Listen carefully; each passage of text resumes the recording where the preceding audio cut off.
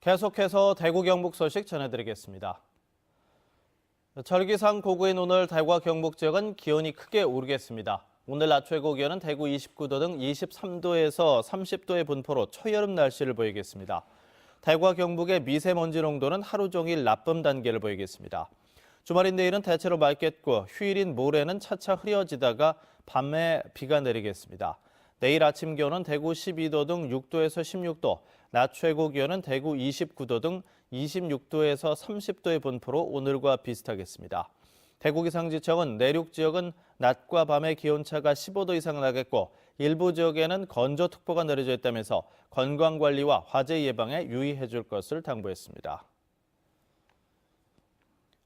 교수에게 1년 동안 상습적으로 성추행을 당한 대학원생이 이 사실을 학교에 신고했습니다.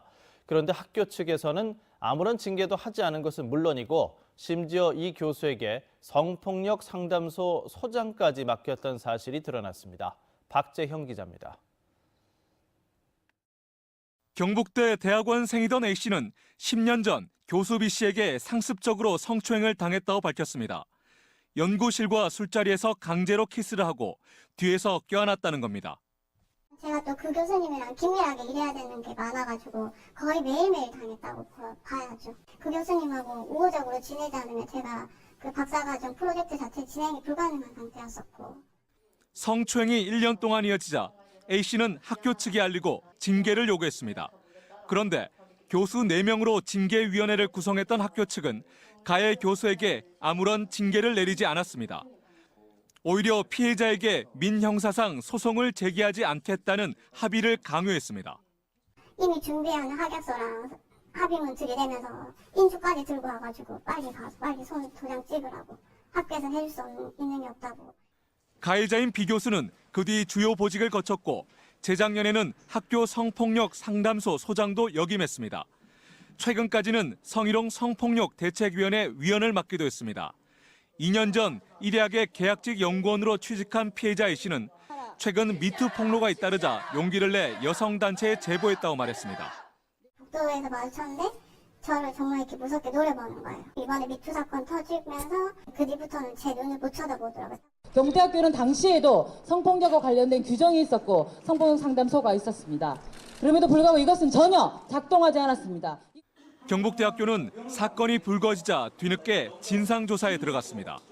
MBC 뉴스 박재영입니다. 학교 물품을 빼돌렸다는 의혹이 제기된 학교장이 조사를 받고 있습니다. 대구시 교육청은 대구의 한 초등학교 교장이 지난 2014년부터 지난해까지 3년 동안 책상과 체육시설물 같은 학교 물품을 빼돌렸다는 제보를 받아 감사를 하고 있습니다. 문제가 된 교장은 버릴 물품이라 자기 농장에 옮겨 사용했다고 해명하고 있는데 교육청은 공식 처분 절차를 거치지 않은 것으로 보고 있습니다. 대구은행이 수성구청 펀드 손실액을 메워준 사건과 관련해서 시민단체가 성명을 내고 자금 출처를 명확히 밝히라고 경찰에 촉구했습니다. 또 은행 지점에 손실 보전 약속 문서가 나온 만큼 은행 차원의 조직적 개입도 철저히 수사할 것을 요구했습니다. 이들은 수사 결과에 따라 대구은행과 수성구청에 엄중한 책임을 묻겠다고 밝혔습니다. 오늘 제38회 장애인의 날을 맞아 대구에서 기념식이 열립니다. 대구시 시각장애인연합회는 오전 11시에 대구 시민체육관에서 장애인과 가족, 후원자 등 4천여 명이 참석한 가운데 장애인의 날 기념식을 엽니다. 기념식에서는 장애인 인권 헌장을 낭독하고 장애인 복지 유공자 74명에게 표창을 줍니다. 시민체육관 야외광장에서는 장애인 구직 취업 상담과 무료 구강 진료 같은 다양한 부대 행사가 열립니다. 취약계층을 위한 나눔숲과 나눔길이 올해도 대구에 조성됩니다. 대구시는 올해 산림복지진흥원으로부터 녹색자금 6억 4천만 원을 지원받아 서구 한신노인요양원을 비롯한 복지시설 3곳의 나눔숲을 북구 고암동 완충녹지에 무장애 나눔길 1곳 등 4곳을 조성합니다.